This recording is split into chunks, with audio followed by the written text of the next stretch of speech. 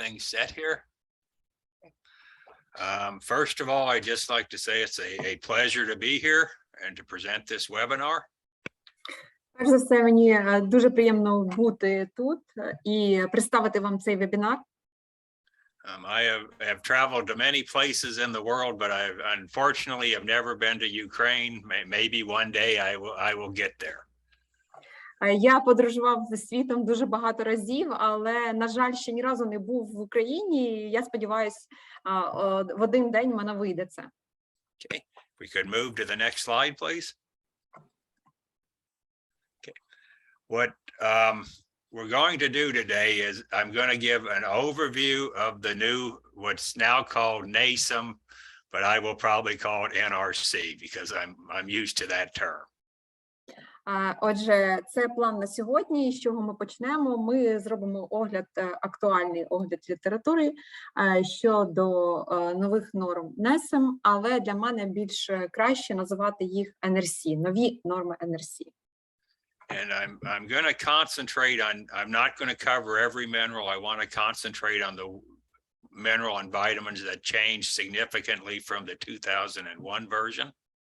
Я не буду проходитися по всіх мінералах і вітамінах, я би хотів сфокусуватися лише на тих, де дійсно відбулися якісь зміни порівняно із старими нормами. But I'm also going to present some practical applications on how you can take the new information and actually use it on farms. Також я презентую певні підходи і певні комплектації, які ви теж зможете дуже легко зрозуміти і використовувати на фермі.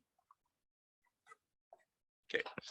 In the new book, we're going to concentrate on just the two chapters on minerals and vitamins. Both chapters were extensively revised from 2001.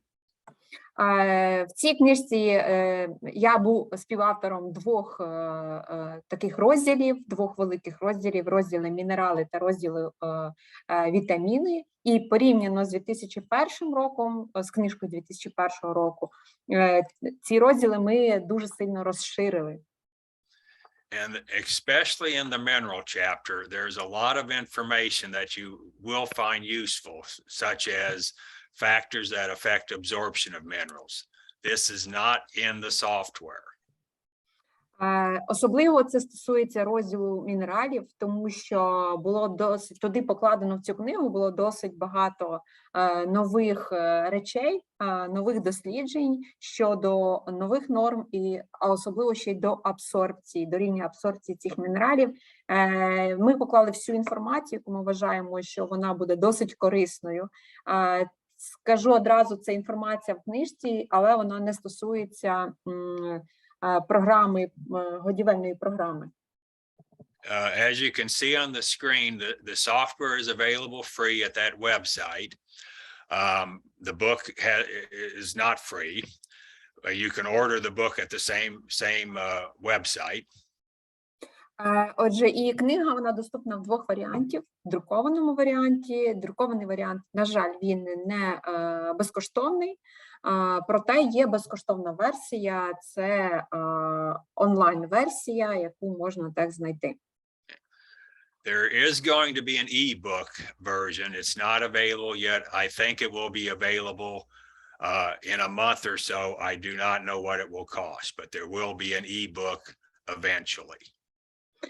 Також є ще один варіант цієї електронної книги, і вона теж має свою ціну, не знаю точно стільки, ось, але я знаю, що її можна дістати.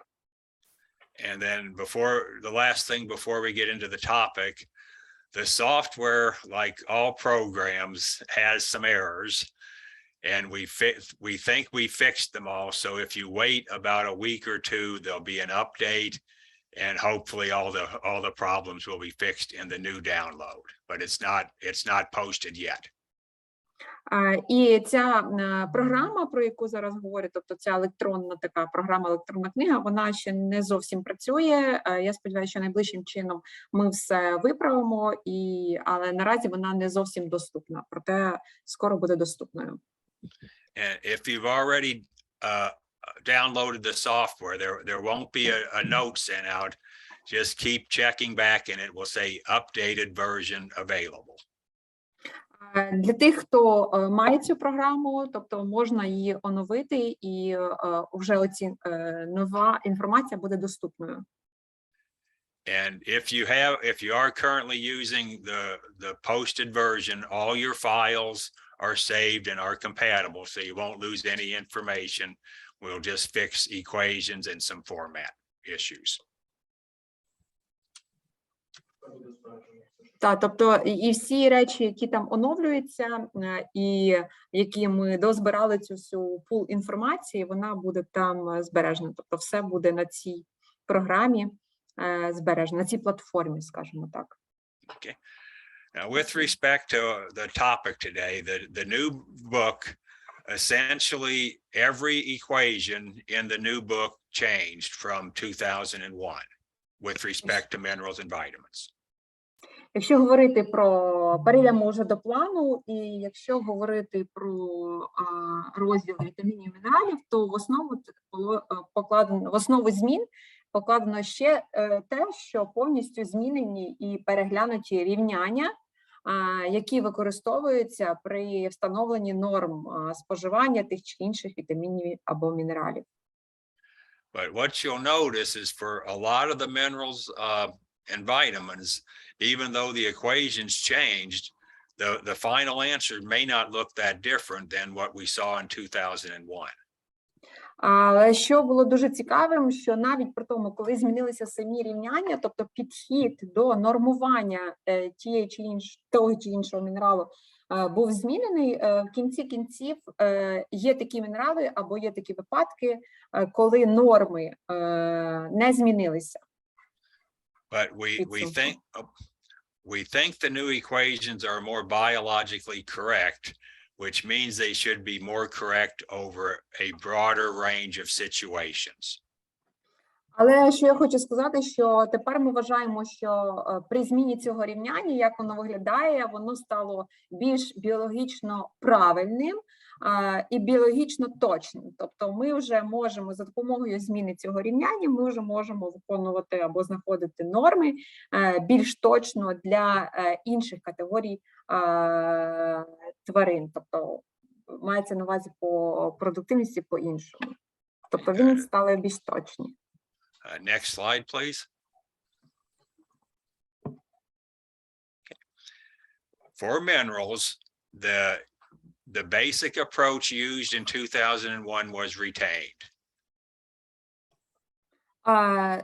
Для мінералів, грубо кажучи, ті норми, які були встановлені в 2001 році, вони вже застарілі норми. And that means we calculate a maintenance requirement, a lactation requirement, a pregnancy requirement, and a growth requirement. І що враховувалося в нормах? Це норма на забезпечення життєдіяльності, норма на забезпечення продуктивності, норма на забезпечення росту, і враховувалася ще кільність. For the growth and reproduction or gestation requirements, there was almost no change in any of those for any minerals because there's no new data. Для зони відтворення, тобто для тільності тварин і для росту тварин, можна так сказати, норми по мінералах і вітамінах поки що не змінилися. Причиною цього є те, що в нас є недостатня кількість даних про це. Maintenance, however, the maintenance equations changed for a lot of minerals. А щодо норм на підтримку життєдіяльності, то ця частина норм змінилася повністю, категорично, майже для всіх мінералів. In 2001, maintenance requirements for mineral is mostly what we would call endogenous fecal excretion. It's via feces. Так. Що в основному змінилося, це те, що вже в нових нормах ми включили до нормування щодо підтримки життєдіяльності, ми включили втрати з калом або ендогенні втрати з фекаліями. There is also for sodium, potassium chloride, there's also an endogenous urinary excretion, but the urine excretion for the rest of the minerals is almost zero. Звичайно, якщо говорити про втрати сечею, то так як і в старих нормах, можна так сказати, що це стосується безпосередньо калію і, в принципі, натрію. А по інших мінералах ми можемо сказати, що втрати сечею для інших мінералів, воно рівняється близько нулю. And the big change in the maintenance or the endogenous fecal excretion from 2001 are most equations are now based on intake rather than body weight. Щодо різниці між старими нормами і новими нормами, то в старих нормах все-таки підтримка життєдіяльності, норми на підтримку життєдіяльності враховувалися на основі живої маси тіла. А щодо нових норм, то вони вже базуються на споживанні сухої речовини. And biologically, it's correct to put it on an intake basis, not a body weight basis. So the new equations again are more biologically correct. І біологічно правильно все-таки базуватися на рівень або за основу брати рівень споживання сухої речовини, а не рівень маси тіла або вагу тіла. Тобто через те я й кажу, що нові норми, вони більш біологічно точні норми. And the best example of this is you could have a dry cow and a lactating cow. They could weigh the same amount, but the lactating cow will probably eat 2 or 2.5 times more than the dry cow. Дуже класний приклад, коли ми порівнюємо сухостійну корову і дійну корову. Щодо рівня маси тіла, вони можуть мати плюс-мінус однакову вагу. Проте, якщо дивитися на рівень споживання сухої речовини, то звичайно, що дійна корова буде споживати вдвічі більше корму, аніж сухостійна. And endogenous fecal it's the secretions within the digestive system, it's dead cells, etc. And that's clearly more related to intake than body weight. І якщо говорити про втрати із калом або ендогенні втрати, то, в принципі, при збільшенні рівня споживання сухої речовини ці втрати будуть вищими. Тому точність цього рівняння буде краще, коли базуємося на споживанні сухої речовини, аніж на вазі тіла. So again, this should improve our accuracy over a very wide range of dairy cows, going from heifers all the way up to very high producing dairy cows. Іншими словами, ми можемо сказати, що це більш точніші норми або точніше рівняння визначення цих норм для різних рівнів, для більш широкого спектру тварин. Те саме, що для нетеля або для корів з різною продуктивністю. The other thing, better estimates of endogenous fecal secretion will do is it improves our accuracy on estimating absorption coefficients. Інша річ, яка повинна бути зроблена, це покращення точності визначення або все-таки точність встановлення значення коефіцієнта абсорбції відповідного мінералу. And for some minerals, especially the two best examples are magnesium and manganese. These more accurate absorption coefficients greatly improved our estimates. І найкращими прикладами цього рішення є магній і є марганець, тому що зміни коефіцієнта абсорбції порівняно в нових нормах, порівняно з старими, досить змінилися, і вони тепер стали точними, і рівень згодовування або рівень нормування цих мінералів, уже, можна так сказати, стали більш точними.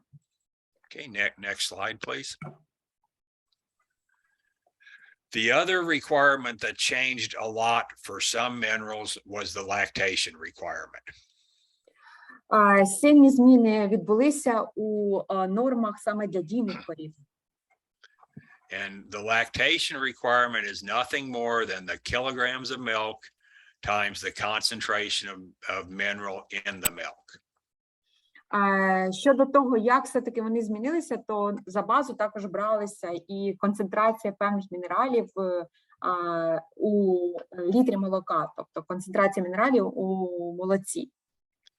And the 5 minerals shown on this slide are the ones that changed substantially from 2001.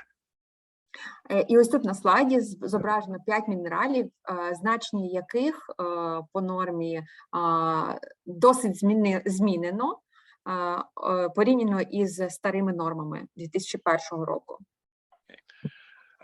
Assuming no change in milk yield, the calcium lactation requirement will be 15 to 20% lower than in 2001. А ми зараз говоримо не про рівень молока, а про концентрацію в самому молоці. І дослідження говорить про те, що концентрація кальцію в молоці на 15-20% зменшена, ніж вважалося у 2001 році. So for reasons no one knows, this might be genetics, but the calcium concentration in milk produced today is 15 to 20% lower than calcium in milk produced 30 or 40 years ago. Отже, причиною може бути генетика, звичайно, але факт залишається фактом. Рівень концентрації кальцію в молоці на 15-20% концентрація стала меншою, аніж 30-40 років тому. The magnesium requirement for lactation will be 25% less in the new version compared to 2001. Магнію в молоці стало менше на 25%, порівнюючи норми з 2001 року. This is because in 2001, the lactation requirement was based on the highest concentration of magnesium the committee found. It's the highest number they found in research papers. Тому що рівень магнію, і дивлячись на ті дослідження або на той збір інформації, який був у 2001 році, то можна так сказати, вони посилалися на найвищий рівень магнію, які були знайдені в цих дослідженнях. То це, грубо кажучи, такий порівняний фактор. But in 2021, we decided everything is going to be for averages, for the average cow. So we use the average concentration of magnesium in milk, not the highest one. Але в 2021 році ми вирішили все-таки діяти середнім рівнем норми, і ми вирішили слідкувати не за найвищим рівнем магнію, який можна знайти в дослідженнях, і подивитися на його результати, вплив і все інше, а вирішили діяти саме середніми нормами. The lactation requirement for sodium will be about 38% lower in the new version compared to 2001. І повторюся, ми зараз говоримо про концентрацію мінералів в молоці, безпосередньо не в раціонах, не норми споживання, нічого. Ми говоримо зараз про молоко. Тобто і по натрію теж, порівняно з тими дослідженнями, які були на 2001 рік, то зараз рівень натрію в молоці теж знижено на 38%. We think this is because the milk today has much less mastitis than milk produced 50 years ago. And cows with mastitis put more sodium into their milk. І ще я хочу сказати, що причиною цього стало те, що якість молока наразі порівняно з 15 років тому, там більше 15 років тому, стала кращою. Це безпосередньо стосується маститних корів. Тобто в даному випадку рівень маститних корів зменшився, рівень маститів на фермах зменшилося, відповідно, і рівень натрію в молоці зменшився. Це порівнюють з маститами. Chloride requirement for lactation is also lower. Also probably because of less mastitis today than 50 years ago. Та сама ситуація із хлором, концентрація його нижча, і дослідники вважають, що це та сама ситуація, що і з натрієм. Маститів стало менше. The copper requirement drop for lactation dropped 73%. We think this is just because we had much better data than the last committee had. Щодо міді, то рівень міді зменшено на 73%. І причиною цього є те, що наразі, на даний момент, у нас є більше даних, більше досліджень, більше інформації про вміст міді, аніж ми мали раніше на 2001 рік. Then there was two other adjustments for milk yield. One was on iodine. So we now include some, in the iodine requirement now includes iodine in milk. Є ще інші зміни або коригування по нормам, базуючись на дійних корів, на рівень молока, то це стосується йоду. Рівень йоду підвищується, тому що враховуючи, що секреція, кількість йоду з молоком видається більше. That's actually a fairly small adjustment, so it won't have a large effect. Це таке невеличке налаштування, невеличке нормування, тобто воно не має великого ефекту. And then for vitamin A, which we'll discuss later, high producing cows have a higher requirement to account for vitamin A in milk. І також є невеличке коригування щодо вітаміну А, про нього ми поговоримо, звичайно, пізніше. Хочу зараз просто сказати про те, що дійсно для дійних корів, базуючись на рівень продуктивності, корови дійні все-таки потребують вищий рівень вітаміну А. Next slide, please. Okay. This is an example output. I think this is a lactating cow. Так, це приклад для дійних корів. And there's several tables in the reports. This is the main report for minerals.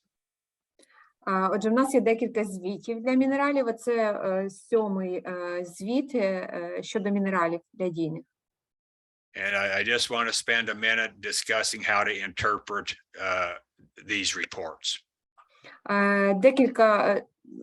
Певний час ми зараз інвестуємо в те, щоб подивитися, як читати цей звіт, як він читається, що це означає. The column you see right now in red is simply the concentration of the mineral in the diet you put into the computer. Ось тут червоною рамкою визначено рівень мінералів для концентрація в раціоні, які ми вбиваємо в комп'ютер, в годівельну програму. Okay, click again, please. Yeah. This column is if assuming the cow eats exactly what the computer is using for intake, this is the requirement, or this is the concentration that would meet the requirement. Дивлячись на різницю між тим, що ми забиваємо в комп'ютер, тобто що ми рахуємо і що корова споживає, то це враховується, ось це другий стовпчик, це рівень мінералів, які корова може спожити, тобто різниця між тим, що розрахували, тим, що корова споживає. And it's important to remember that this column is totally dependent on the intake entered into the software or calculated by the software. І пам'ятайте, що ось ці дані в цих стовпчиках, вони досить залежні від того, чи правильно і як правильно програма згенерувала цей звіт, і також буде, точніше, воно базується на рівні споживання сухої речовини, яку згенерувала програма. So if you're using this column, make sure you have confidence in the intake estimate. Тобто, використовуючи ось цей рівень мінералів, будьте впевненими в тому, що корова дійсно стільки споживає. Okay, click, please. Okay. Now, you do not, because what we're estimating is the requirement for the total or for the average cow that you put in. We're calculating for an average. Що я хочу сказати, що в принципі ми більшості норм більшості норм усіх мінералів воно розраховано на середню стаду, на рівень продуктивності середнього стаду. Тобто, що ми маємо в загальному на фермі, що ми маємо в загальному по стаду. But assuming a normal distribution, if you feed to the average cow, that means about half the cows that is in that group will not be getting adequate minerals because it's an average. І іншими словами, якщо ми будемо слідувати лише цим нормам, які зорієнтовані на середній рівень продуктивності, то будьте впевненими, що слідкувавши цим нормам, ми, грубо кажучи, забезпечуємо норми в мінералах лише для середньої корови по стаду, тобто для середнього значення по продуктивності по стаду, по групі. І частина корів, яка є вищою, ніж середній рівень продуктивності, вона недоотримує той чи інший рівень мінералу. So if you're going to formulate a diet for a farm, that diet density, the first column, should act for most minerals. That number should be about 1.2 times the required density. Тому щоб уникнути цього, дивлячись на рівень потреби ферми, рівень потреби групи на цій фермі, ми повинні ось першу колонку, рівень концентрації цих мінералів ми повинні збільшити на 20%. Тобто цей рівень ми повинні збільшити, помножити на 1,2 для того, щоб збільшити на 20%. So if you look at calcium as an example, the requirement is 0.62. 0.62 times 1.2 is 0.74. Якщо дивитися по прикладу, пройтися по кальцію, то ось у нас рівень норм, як ми повинні забезпечити, 0,62. Коли ми помножимо його на 1,2, то в нас what is the level should be when we multiply to 1.2? It would be 0.74 for calcium in this example. 0,74 для кальцію у цьому прикладі. So if I was taking this to a farm, in that first column, I would like calcium to be around 0.74 to make sure all cows were getting enough calcium. І якщо в мене є ціль забезпечити належний рівень кальцію для свого стада, і я базуюся на цих нормах, то згідно цих норм в раціоні все-таки в мене буде 0,74 грама відсотка кальцію. I use that 1.2 factor for all minerals except phosphorus, sulfur, selenium, and iodine.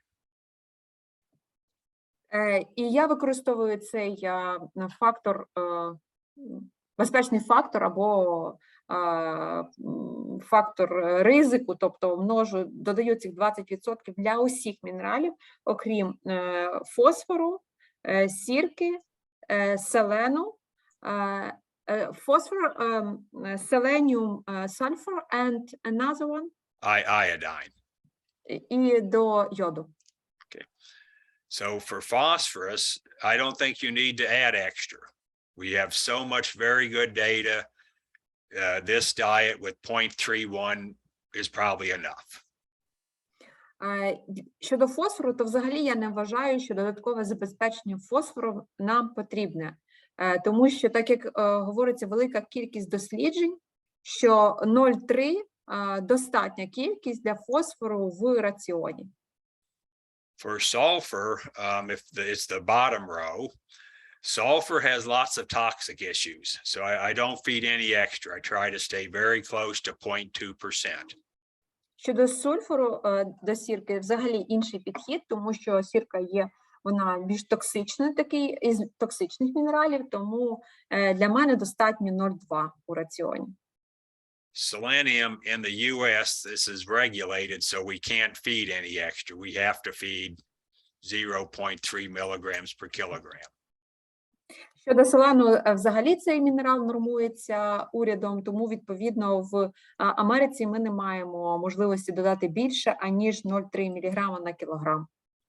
I don't know what your feed regulations are. If it's not regulated, I would still feed about 0.3 milligrams per kilogram for lactating cows. Я не знаю, яка саме ситуація з регулюванням цього мінералу в вашій країні, а навіть у тій ситуації, якщо навіть рівень цього мінерала не регулюється урядом, все рівно я би згодовував 0,3 мг на кілограм сухої речовини. However, again, if your regulations allow it, for a dry cow, I would feed about twice as much, or 0.6 milligrams per kilogram of diet dry matter.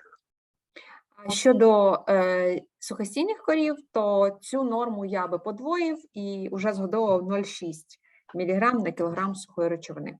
Тобто концентрація там уже буде більшою. And for iodine, I'd feed pretty close to the requirement because we're concerned about excess iodine in milk and human health.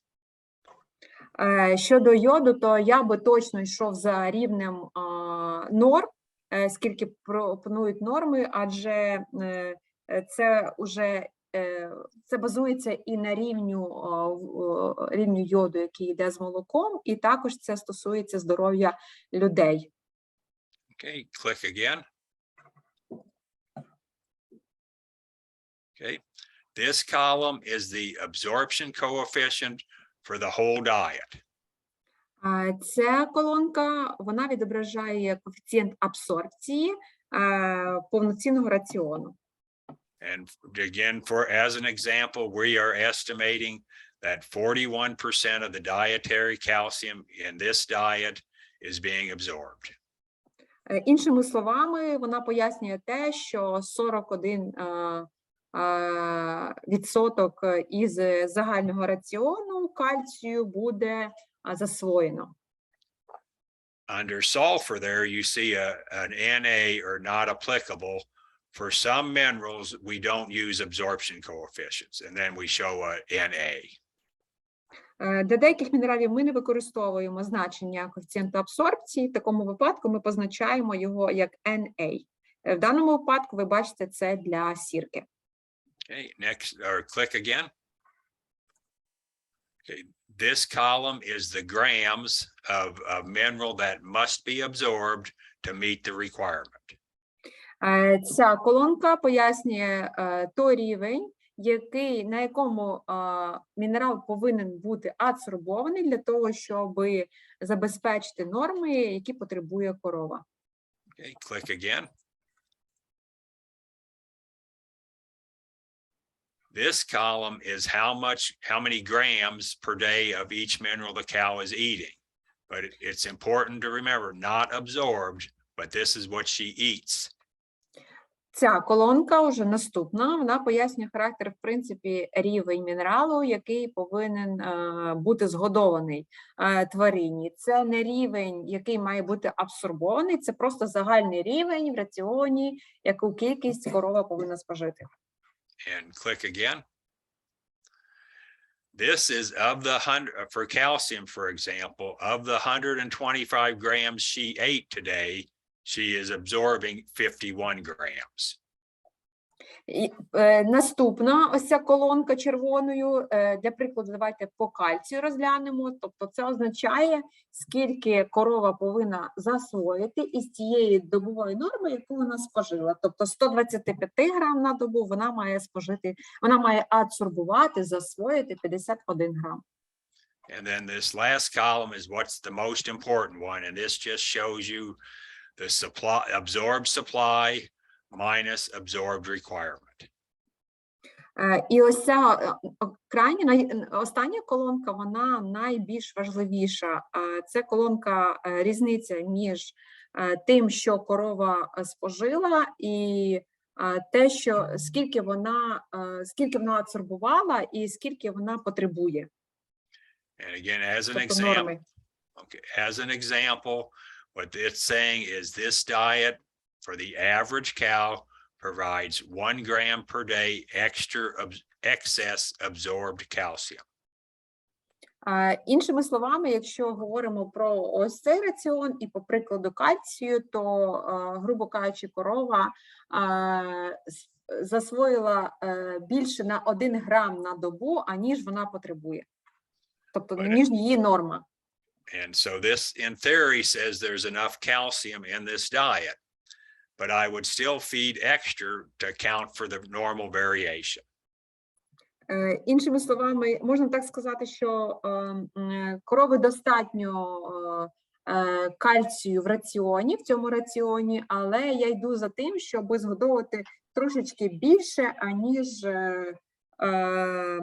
вона потребує для того, щоб закрити ось цю яму випадку того, якщо я не дожену до норм. And again, if you use that 1.2 factor for calcium, a better number would be around 10 grams per day. In that yellow box, 10 grams per day would be a safer number. Або іншими словами, або в іншому випадку, якщо я буду використовувати все-таки цей фактор ризику 20%, і я буду згодовувати на 20% більше, аніж мені говорять норми, то в такому випадку в цій колонці я побачу додаткових 10 грам на добу по кальцію. Okay, next slide. This is the exact same thing, but now for the trace minerals. Це та сама, схожа табличка, але вже для мікроелементів, мікромінералів. The only difference now we're going to use milligrams rather than grams. Різниця лише тут в тому, що зараз ми для мікроелементів ми використовуємо міліграми, для макроелементів ми використовували грами. And I just want to point out chromium. What you'll see is a diet density, but all the other columns are not applicable. Na. Що цікавого в цій таблиці, це присутність хрому, і ви бачите, що концентрація в раціоні зазначена, тобто є вона визначена, але щодо інших норм, нормувань або якихось частинок аналізування абсорбції, то там немає даних, там зазначено Na. And the reason you see all those NAs is because the NRC did not establish a requirement for chromium. So we don't know what the requirements are. І чому причина, чому стоять тут не цифри, а значення NA, тому що недостатньо даних для нормування, тобто не встановлені норми для цього мікроелемента. Okay, next slide. Okay, the rest of the seminar is pretty much going to be talking about the specific minerals and vitamins that substantially changed from 2001. Наступний час в нашому вебінарі ми приділимо основним змінам, які були досить критичним або сильним змінам, які були зроблені порівняно із нормами 2001 року та нормою 2021 року. Okay, next slide. Of the macro minerals, magnesium changed the most, and it's a significant change. Якщо говорити про долю макроелементів, то великі зміни, суттєві зміни були відображені щодо магнію, тобто норми магнію змінилися значно. In 2001, maintenance was a function of body weight, as I discussed earlier. Отже, щодо норм рівняння, визначення норм того чи іншого мінералу, згідно 2001 року, все базувалося на рівні живої ваги, як ми вже зазначили раніше. But in 2021, most of the maintenance is a function of intake, not body weight. А уже в нових нормах, в нормах 2021 року, все базується на рівні споживання сухої речовини, а не на живій вазі тіла. The first term in that equation, that's your endogenous urinary, which is a function of body weight, but that's very small. Перша частина рівняння щодо нормування мінералів, повторюся, вона має в собі ще і втрати, які проходять із фекаліями, тобто із втрати скалом. Ось, і вже ця частина, вона має значення для цього рівняння, але не невелике значення, але має. And in the next two lines, you see the new calculations. And so for maintenance, for a dry cow, it's going to be about twice as much. And for an average lactating cow, it's going to be 2.5 times greater than 2001. І якщо базуватися на цих різних двох рівняннях, то уже кінцевими нормами для споживання сухостійних корів і споживання дійних корів збільшилися. Якщо говорити про сухостійних корів, то норма збільшилася вдвічі, а якщо говорити для дійних корів, то вона збільшилася аж в 2,5 рази, ніж в 2001. I made a mistake. For an average lactating cow, maintenance will be 3 times higher, not 2.5 times higher. А я ще зробив невелику помилку. Для дійних корів взагалі норма по споживанню магнію збільшилася в 3 рази, а не в 2,5 рази, тобто ще більше. Now, below that, you see the change in lactation requirement, which we've already discussed, but the new lactation requirement will be lower than 2001. Якщо говорити лише про рівень продуктивності, то згідно рівня продуктивності, просто дивитися на молоко, то нові норми, вони менші, аніж норми, які були в 2001 році. But if you add up maintenance and for this cow producing 45 kilos of milk, the requirement is about 4 grams per day higher than 2001. Але якщо дивитися на рівень продуктивності нинішніх корів, тобто сучасних корів, вона вища, і відповідно дивитися на середню продуктивність 45 кг молока, то зміни суттєво теж є порівняно із старими нормами, і вони становлять плюс 4,1 грам на добу більше, аніж в 2001 році. And it's important to remember this is absorbed, this is absorbed requirement increased. We're not talking about diet requirement, but absorbed requirement. І зверніть, будь ласка, увагу, що ми зараз говоримо про норми адсорбовані, кількість адсорбованого мінералу, кількість адсорбованого магнію. Ми зараз з вами не говоримо про той рівень магнію, який ми кладемо в раціон. Тобто не концентрація в раціоні, а ми говоримо про рівень магнію, який корова повинна засвоїти, використати своїм тілом. Okay. Next slide. There was also very significant changes in absorption coefficient for magnesium. Для магнію також і змінилися, значні зміни відбулися і в коефіцієнту абсорбції. And what you'll see in 2001 for basal ingredients, and this is the corn and the alfalfa, etc., it came up 30% of the magnesium in those feeds was absorbed, or 0.3, but 30%. І згідно норм 2001 року з основного раціону, тобто з основних кормів, там, де знаходиться і люцерна, і кукурудзяний силос, вважалося, що рівень абсорбції магнію загального раціону буде в районі 30% або 0,3. But the number that was used was not 0.3 or 30%, it was 16%. So they greatly reduced it.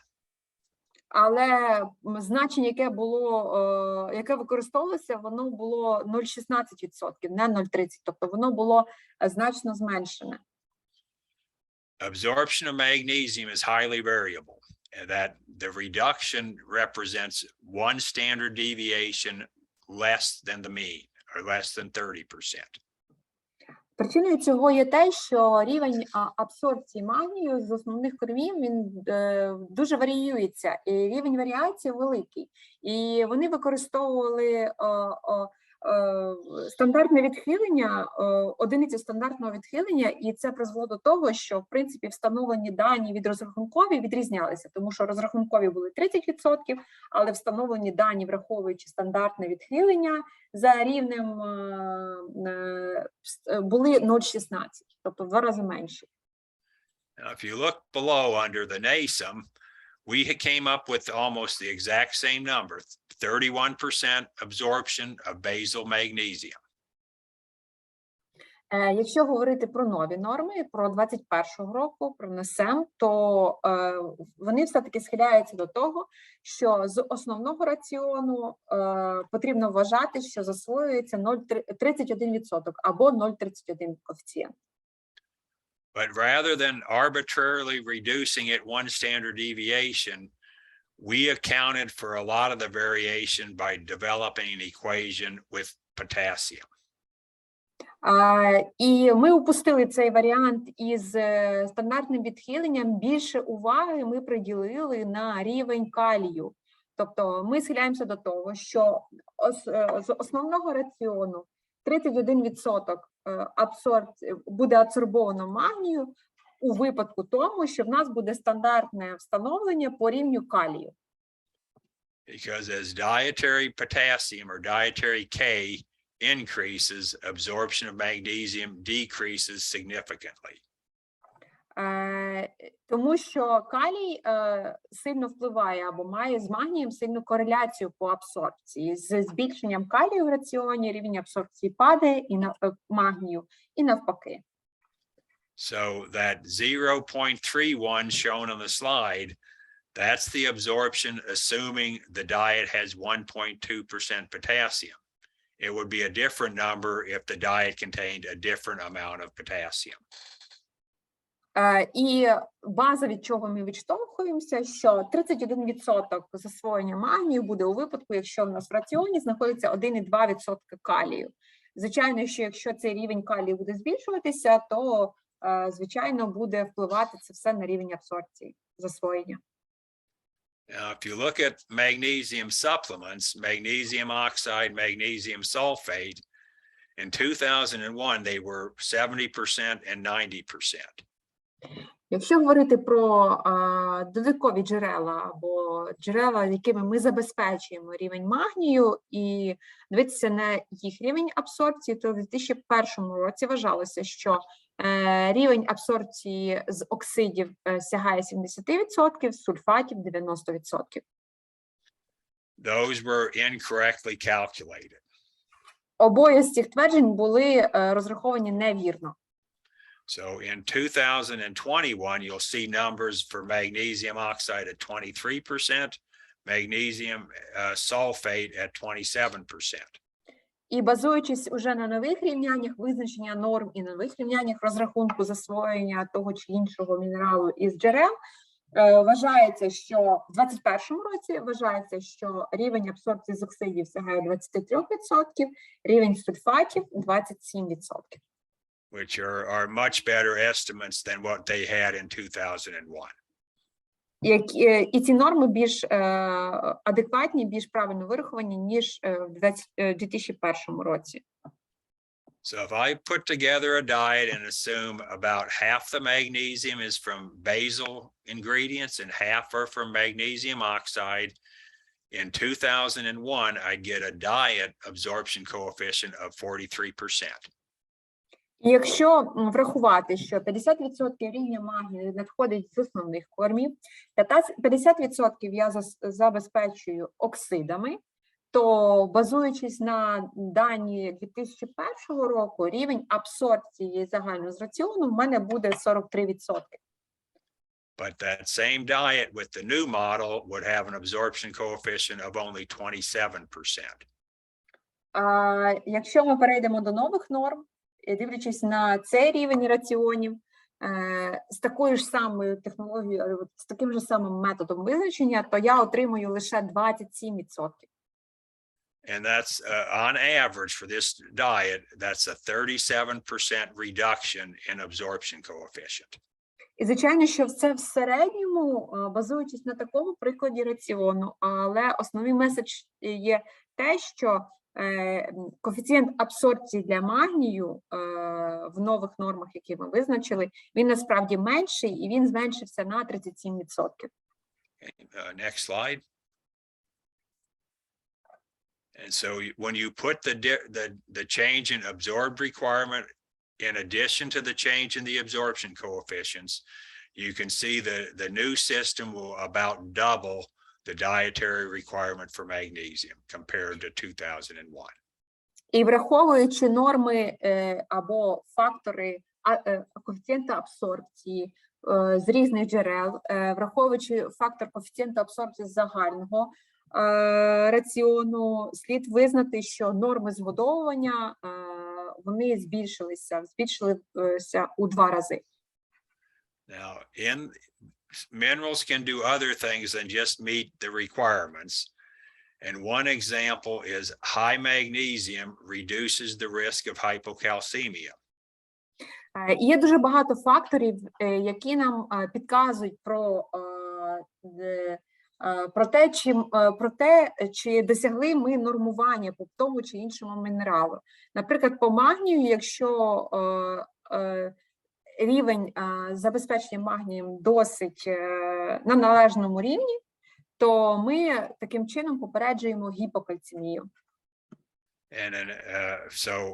And that's not considered in the software. It's discussed in the text. But if I had dry cows, I would probably be feeding 0.3 or 0.35% magnesium, which is significantly higher than the requirement. І це не встановлено в програмі, в забезпеченні, але це є в тексті, це інформація в тексті, що ми забезпечуємо, наприклад, сухостійних корів ми можемо забезпечувати вищою рівнем магнію, 1,3, наприклад, вище норми, для того, щоб і мати такий вплив, і мати такий фактор, як попередження цієї хвороби, гіпокальцемії. So, and a lot of these responses that are in the text, but they're not in the software. So to get full benefit, you really need to read the text. І це встановлено не в самій програмі, тобто там не встановлені таблички, написано норми. Це вся інформація є в тексті. Тобто моє побажання вам читати текст, який буде знаходитися в книжці. Okay. Next slide.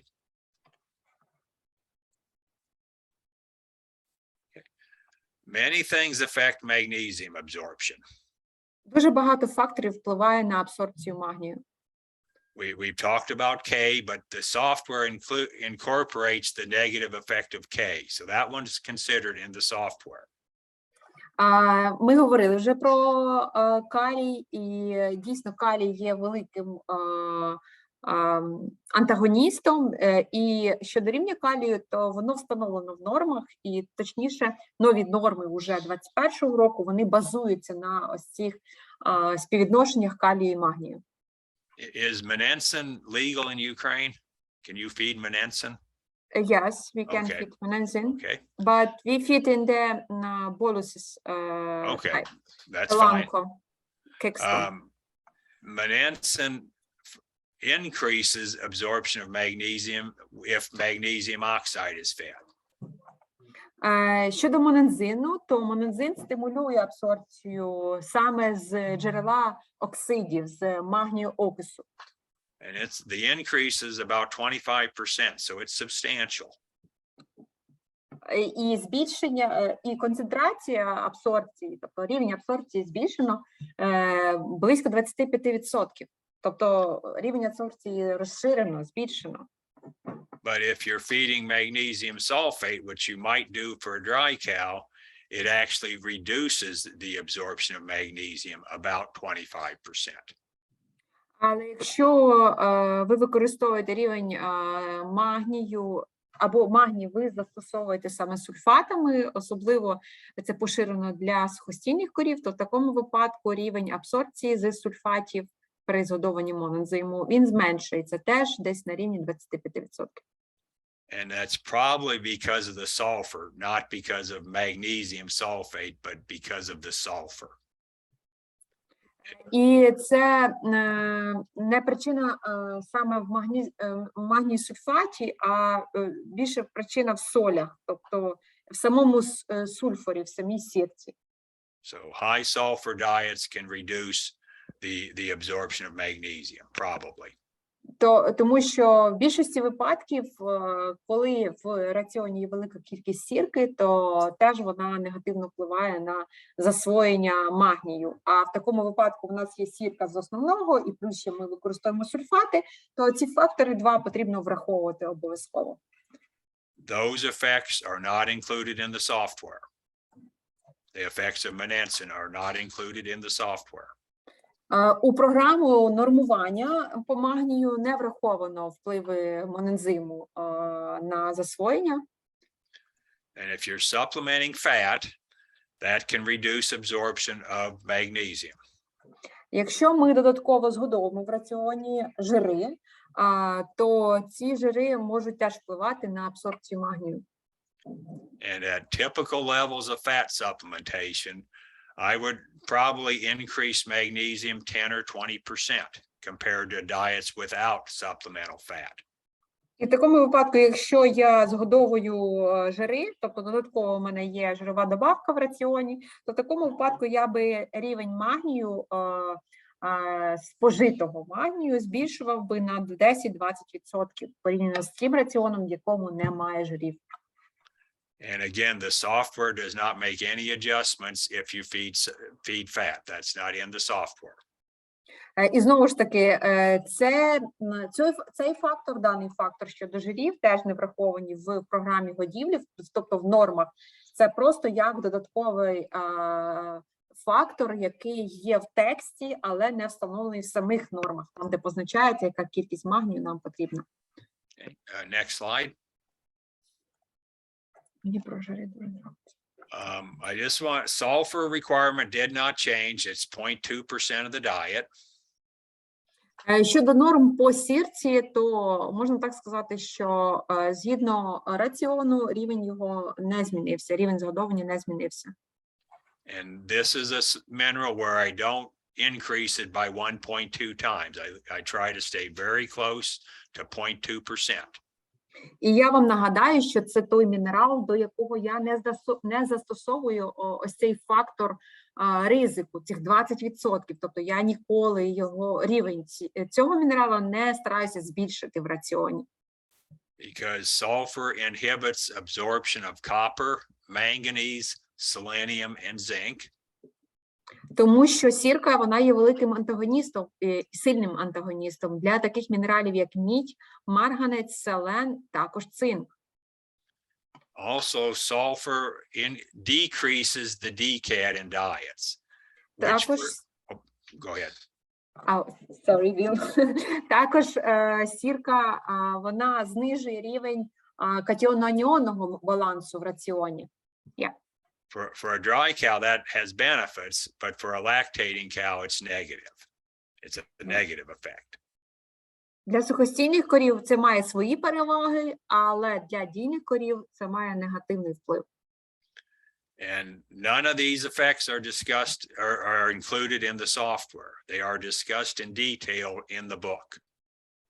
І знову ж таки, у підсумкові дані щодо рівня сірки це не враховано, але дуже багато даних, основних даних все-таки є в книжці, в тексті книжки. Тобто є негативні впливи, все це описано. Okay, next slide.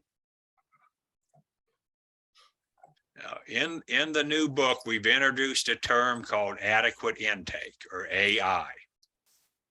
Також в нових нормах, в новій книжці, ми встановили наступний термін, який називається адекватне споживання, або IE. And I'm not going to go into it in this seminar, but the chapter 1 in the book it goes into this in great detail. Я не буду багато часу приділяти саме в цьому семінару на термінологію саме цього визначення адекватне споживання, але у розділі в книжці є дуже багато інформації, чому ми так вирішили. But so when you're formulating diets, I treat adequate intake's the same as you would a requirement when you're formulating diets. Коли ви складаєте раціон, коли формулюєте рівень споживання мінералів, то для вас повинно бути наступна річ, що рівень адекватного споживання, яке встановлено дослідниками, воно прирівнюється нормам.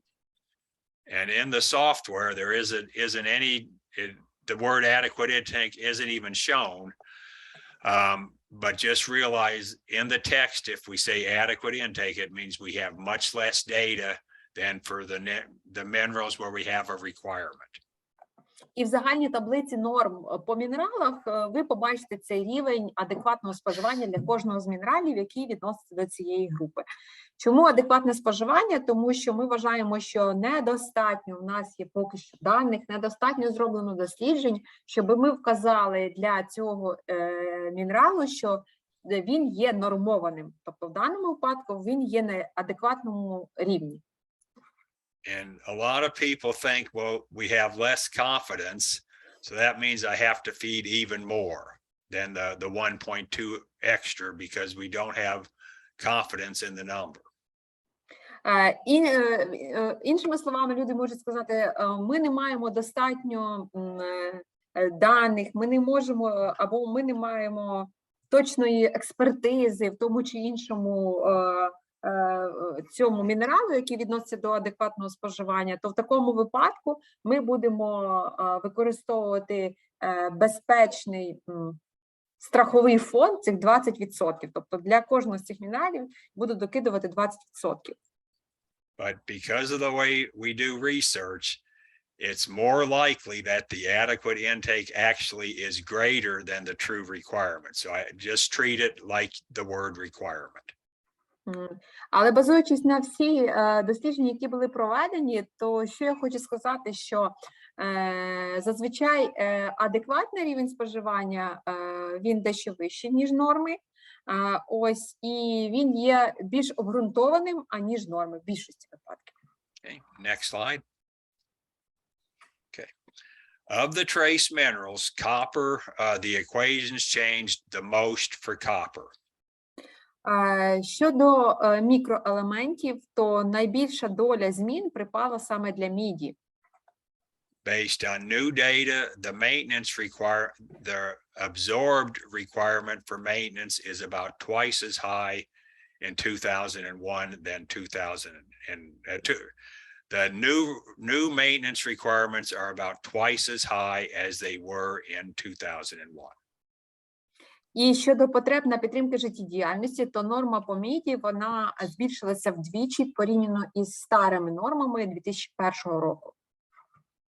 But we also increased the absorption coefficient, so the true change is somewhat less than 2 times. The dietary change is something less than two times.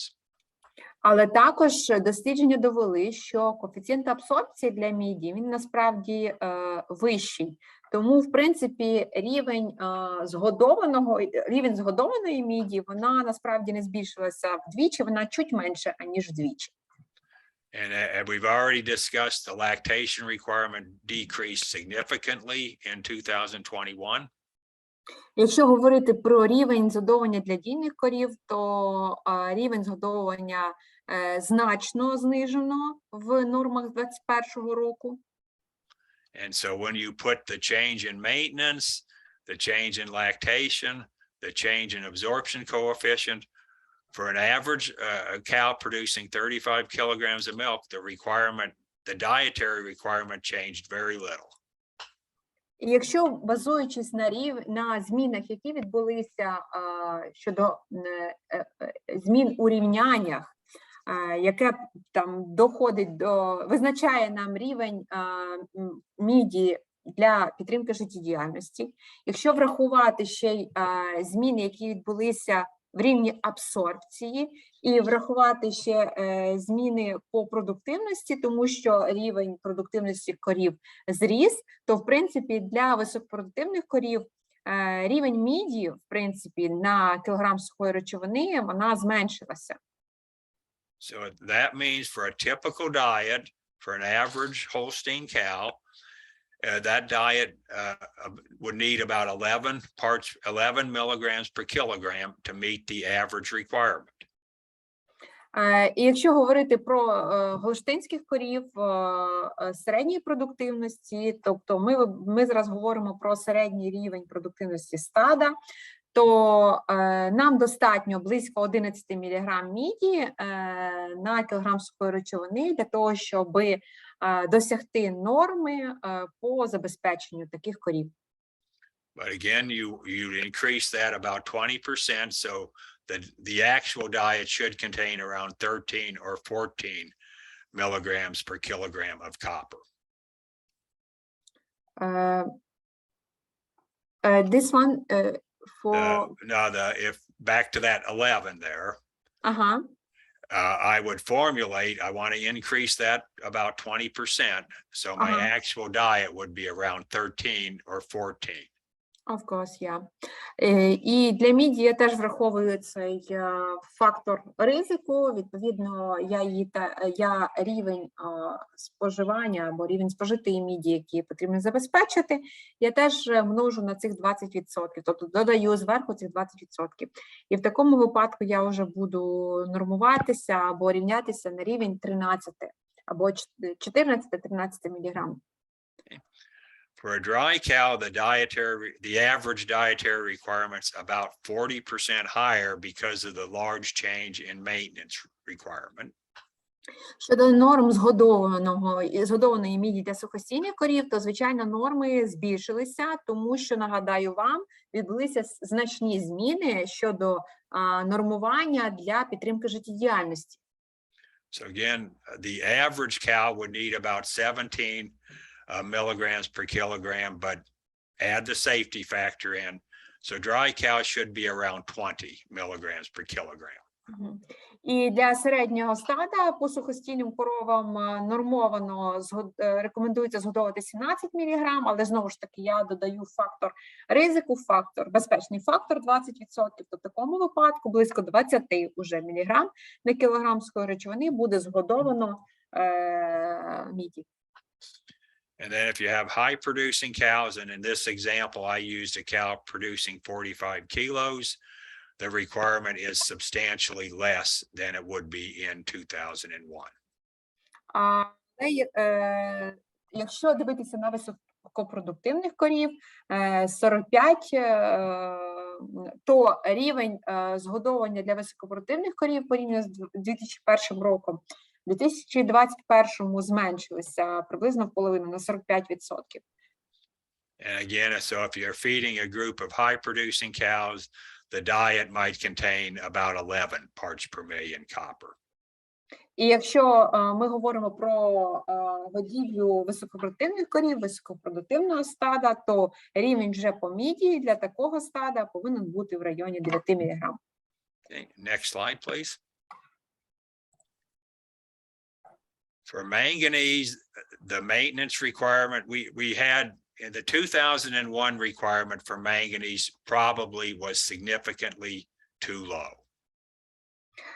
Щодо марганцю, то рівні або норми, які були представлені в 2001 році для марганцю, були занадто низькими. And a study with beef cattle showed that if you fed the dairy NRC requirement, calves would actually be deficient in manganese. І дослідження говорить про те, що якщо коли годували по нормам, які були представлені в 2001 році, то згідно норм дійних корів, то по цих нормах, які згодовували для м'ясників, визначили, що тварини були у рівні нестачі марганцю. Тобто в них була нестача. So based on a single experiment, because there's not very much data on manganese, the maintenance requirement was increased 30%. Якщо базуватися на тих дослідженнях, які в нас є, насправді їх не дуже багато, але вони присутні, то рівень потреби на підтримки життєдіяльності зріс на 30%. And then again, based on some limited new data on absorption, the average absorption coefficient for manganese was decreased about 50% from 0.75 down to 0.4%. І знову ж таки, базуючись на ті самі дослідження, але ж повторюсь, що їх незначна кількість. Проте рівень абсорбції для марганцю, він зменшився майже в половину. Іншими словами, із 0,75 коефіцієнта до 0,4 коефіцієнта. So when you put all the changes together, an average lactating cow should be fed to meet requirements about 40 milligrams per kilogram, average dry cow about 30. For lactating 40, yes, and for dry cows 30. Yes. Yes, Yes. It my mistake in translation. І якщо говорити про уже групи корів, і базуючись на цих змінах, які відбулися щодо рівня забезпечення життєдіяльності, щодо рівня абсорбції цього елемента, то для дійних корів приблизний рівень згодовування сягає 40 мг на кілограм спожитої сухої речовини, а для сухостійних 30. У мене тут невеличка помилка, я відзначу, і коли буду відправляти вам презентацію, то вона вже буде виправлена. Yeah. Actually, your interpretation or your translation was correct. My statement was wrong. Dry cows at 40, lactating at 30. Sorry. Yeah, for my opinion, yes, it is. If I because I'm deep in this topic, that's why I. Yep, the slide is correct. I was wrong. Okay, good. Отже, іншим чином, насправді 30 мг для сухостійних і 40 для дійних. Okay. And again, with the safety factor, a dry cow diet probably will be around 50, lactating cow around 40. Да, і знову ж таки, пам'ятайте про фактор ризику 20%. Це те, що ми робимо. Тобто краще додати 20%, при такому буде вже 50 мг і 40 мг відповідно. Okay, next slide. And for zinc, if you just, the important stuff is at the bottom of the slide. The new requirements are going to be 10 to 15% greater than what they were in 2001. Щодо цинку, то рівень по цинку збільшився на 10% приблизно порівняно із нормами, які були встановлені в 2001 році. So for an average dry cow, the requirement would be about 28, which means you're going to feed 30 to 35 parts per million for a dry cow. Щодо сухостійних корів, то норми вони на рівні 28 мг на кілограм спожитої сухої речовини, проте проти того, що було в 2001-му 25. And then for an average lactating cow, or a high producing cow, it's going to be up around 75 milligrams per kilogram. І для середньостатистичних високопродуктивних корів, враховуючи фактор ризику 20%, то в такому випадку в нас вже буде 70 мг на кілограм спожитої сухої речовини. Норми такі будуть. Okay, next slide. Now, there's a lot of things that affect absorption of minerals, but we don't have enough data to generate good equations. Ми знаємо, що великий фактор впливу або дуже існує багато факторів, які впливають на рівень абсорбції мінералів. Але, на жаль, поки що недостатня кількість даних про встановлення точних цих факторів або точну кількість цих факторів. This is data from beef cattle, but the red line there on the graph, that's where if the liver is that high in copper, we would consider the cow adequate. Це дані дослідження на м'ясниках. Ось тут є на графіку червона лінія, і ця червона лінія сигналізує, що такий рівень, якщо у печінці м'ясників знаходиться такий рівень саме міді, то ми вважаємо, що це адекватно, тобто що це на межах норми. So for beef cattle, if the diet had 1 part per million molybdenum, it would only need a diet of 5 parts per million copper to be adequate.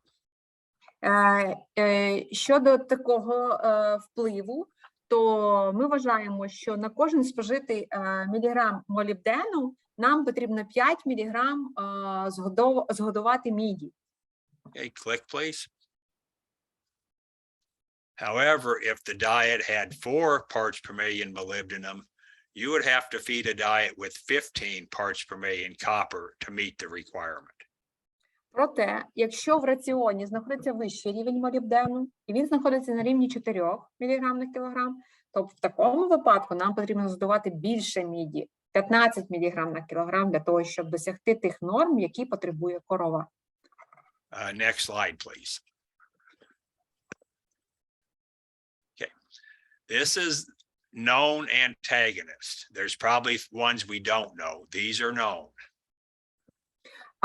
Ось тут на слайді зазначені антагоністи, але тут список тих антагоністів, які ми точно вже знаємо в лице. None of these antagonisms are modeled in the software. None of them. Але не всі антагоністи насправді зазначені в програмі, в нормах. Далеко не всі. And the reason they're not is we simply don't have enough data to get equations. І чому норми по мінералах ми не нормували, враховуючи антагоністичну дію? Тому що немає достатньо, на наш погляд, немає достатньої кількості досліджень, які були проведені. Тобто ми знаємо, що є ці відповідні антагоністичні дії між мінералами, але норми ми по них відцифрувати або віднормувати не можемо, тому що рівень досліджень, є невелика кількість лише досліджень. So what you'll notice is sulfur antagonizes everything on this graph. So if your basal diet is high sulfur, you're probably going to have to feed more than what NRC is saying. Але з точки зору годівельника ви всі повинні знати і повинні відчувати це. І дивлячись на те, що, наприклад, як по прикладі сірки, якщо в нас велика кількість сірки у раціоні, то ми повинні згодувати більше мінералів, аніж пропонує нам норми НРС. And then these other ones in red can happen in certain situations. For example, if cows are grazing, they could eat soil. You'll probably need more copper under a grazing situation. І по прикладу червоному виділено, по прикладу, якщо в нас корова знаходиться на пасовищі, і основна маса корму, який вони споживають, це пасовищний корм, в такому випадку вони зготовують дуже багато піску, золи, то в такому випадку нам потрібно нормувати мідь по вищому рівню, щоб врахувати цей фактор. Okay. And even though the software doesn't include any adjustments, there are suggestions in the text on possible adjustments. І знову ж таки, норми не адаптовані під вплив, антагоністичний вплив. В тексті книги, в тексті нових норм 2021 року встановлені і прописані певні рекомендації щодо цього, щодо дії антагоністів. So again, to get full benefit of the software, you really need to read the book. Навіть використовуючи усі переваги програми, яка прорахована щодо норм, специфіки, адсорбції, всього іншого, все рівно вам прийдеться читати книжку, щоб зрозуміти речі більш детально. Okay, next slide. So we need a book. To get you do it, and Yeah. I don't get paid extra if I sell books. So. Okay. Next slide, yeah. We're going to switch to vitamins. This is the report for the vitamins. Отже, ми з вами перейшли на розділ вітамінів. Це звіт по вітамінах. It's very similar to the mineral one, but we do not estimate absorption. Дуже схоже до те, що ми з вами розглядали по мінералах. Тут враховано також і абсорбцію. And the other thing Не враховано. with vitamin A, D, and E, we are assuming, yeah, this is for supplemental vitamins, not vitamins in the basal diet.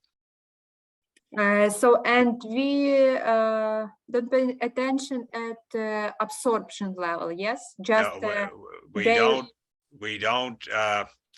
don't assume any absorption.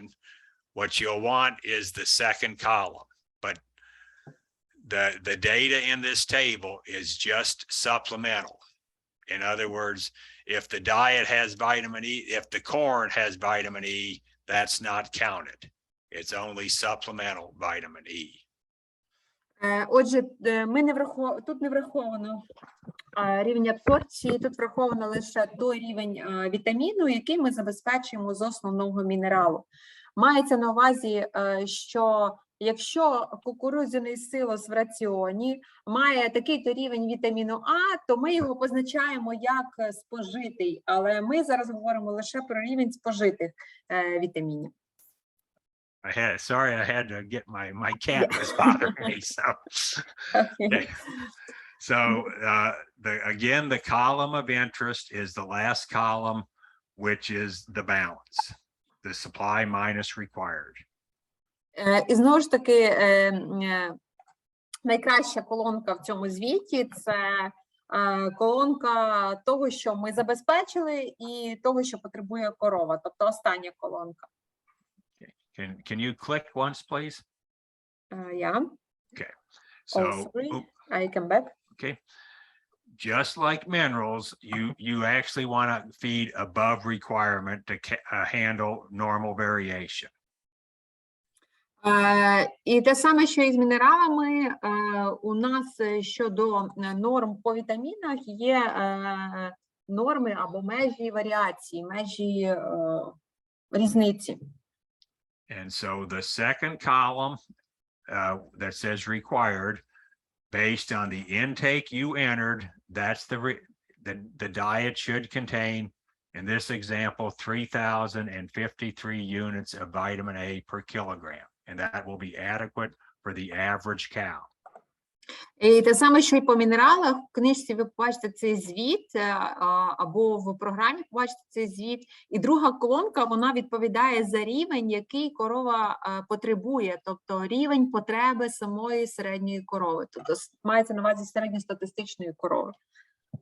And again, for A, D, and E, I'd feed 10 to 20% above what the NRC recommends. І знову ж таки, для вітаміну А, Д, Е я використовую той же самий підхід, тобто додаю свої 20% фактору ризику порівняно з тим, що пропонують норми 2021.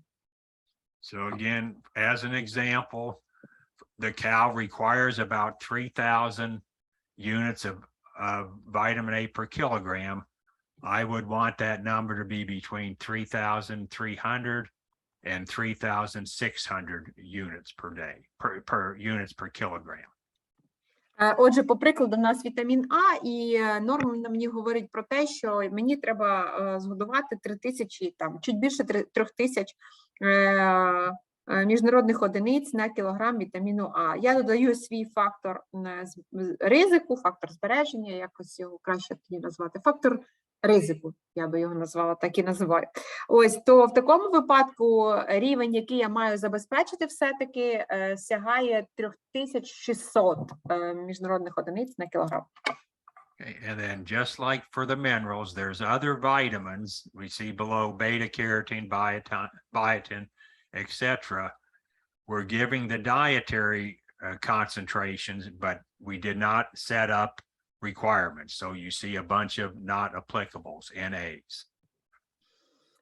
І те саме, що ми бачили з хромом, згідно розділу по мінералах. Те саме є і в розділі вітамінів. У нас є, наприклад, інші вітаміни, такі як бета-каротин, біотин і інші тут встановлені, для яких ми можемо визначити концентрацію, яка може бути згодована, тобто концентрацію в раціоні. Проте норми для них не встановлені, тому ми просто зазначаємо NA, що означає норма не встановлена.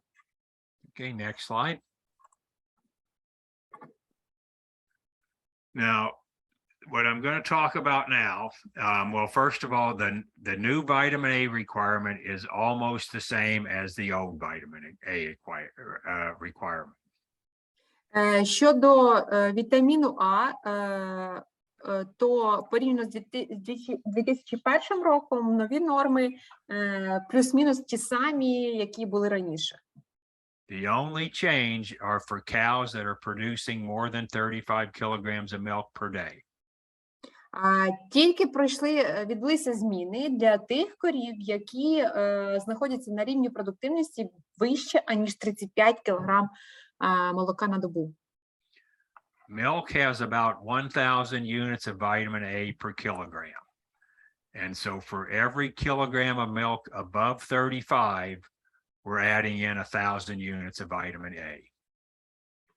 Грубо кажучи, базуючись на тому, що рівень концентрації вітаміну А в молоці сягає 1,000 міжнародних одиниць на кілограм молока. І для визначення цих норм, які повинні бути забезпечені для такої високопродуктивної корови, базується на цьому значенні. Відповідно, нам потрібно 1000 ще помножити на кількість молока і відняти цих 35, тому що те, що рівня менше 35, ми вже забезпечили. And if you look in the green box for a cow, the same body weight, for a cow producing 35 kilos of milk or 45, the requirement is 10,000 units higher than with the high producing cow, it's 10,000 units a day higher to cover vitamin A in the milk. І якщо ви подивитеся на зелену зону, виділене зеленим, то ось вам наглядний приклад того, що відбувається, якщо корова якщо рівень продуктивності корови вище. Наприклад, порівняння, у нас корова є тієї самої ваги, але одна з них дає 35 літрів, друга дає 45. То в такому випадку ви бачите, що на 10 тисяч міжнародних одиниць потреба у вітаміну А цієї корови високопродуктивної, вона вища. And then again, I would multiply those numbers by either 1.1 to 1.2 to make sure I'm feeding every cow enough. І знову ж таки, навіть до цього рівня я все-таки використовую той же самий підхід, тобто використовую фактор ризику, згодовую на 10 або навіть і на 20% вище, аніж мені норми рекомендують, для того, щоб бути впевнений в тому, що кожна корова отримала достатню кількість вітаміну А. Okay, next slide. Feeds, most feeds or almost all feeds do not contain vitamin A. Більшість кормів, більшість інгредієнтів кормів, вони вміщають вітамін А, навпаки, вибачте, не всі корми вміщують вітамін А. But plants make beta-carotene, which animals can convert to vitamin A. Але в цих кормах є бета-каротин, і він може конвертуватися до вітаміну А, перетворюватися. So what I'm talking about now is not in the book. These are my own, they're discussed in the book, they're not in the software. І знову ж таки, ця інформація, вона описана в книжці, але вона не зазначена в програмі, в нормах. What you'll see in this slide is if cows are grazing fresh green pasture, it has a lot of beta-carotene. Іншими словами, якщо корова споживає велику кількість пасовочної трави, зеленої маси, то вона споживає велику кількість бета-каротину. And on the other hand, if you're feeding straw or very mature bleached hay, it has very, very low beta carotene. І знову ж таки, якщо ви згодовуєте корові велику кількість соломи або раціон базується на сіні, то в такому випадку корова меншу кількість бета-каротину споживає. Okay, next slide. So based on those average beta carotene concentrations, if you have grazing cows where they're eating at least 30% of the diet as pasture, you can greatly reduce the amount of vitamin A to supplement. І в такому випадку, базуючись на ці дані, у випадку, якщо корови наші знаходяться на пасовищі, і ми впевнюємося в тому, що 30% раціону по сухій речовині корова споживає саме пасовищної трави, і в такому випадку вона споживає велику кількість бета-каротину, то ми можемо дозволити собі знизити рівень вітаміну А в раціоні. Again, I want to remind you this adjustment is not in the software. It will not adjust recommendations, vitamin A recommendations for grazing cows. Знову ж таки, ця адаптація, вона не зазначена у програмі в нормах, але вона зазначена у рекомендаціях, де щодо пасовищного типу утримання. So even though cows can probably meet their grazing cows can probably meet their vitamin A requirement from pasture, I would still supplement some because there's some uncertainty. Але навіть у такому випадку, якщо корова, базуючись на дану інформацію, якщо корова достатню кількість споживає бета-каротину, достатню кількість споживає пасовищної трави, я все рівно би продовжувала згодовувати вітамін А в певній кількості. But again, if you're formulating diets for grazing herds, I think you can safely cut the vitamin A in half or maybe 3/4 compared to what NRC says, but I still would feed some supplemental vitamin A.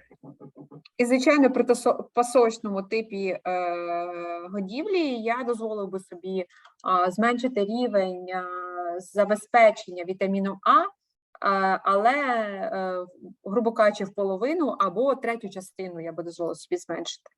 Проте продовжував би годувати вітаміном А додатково.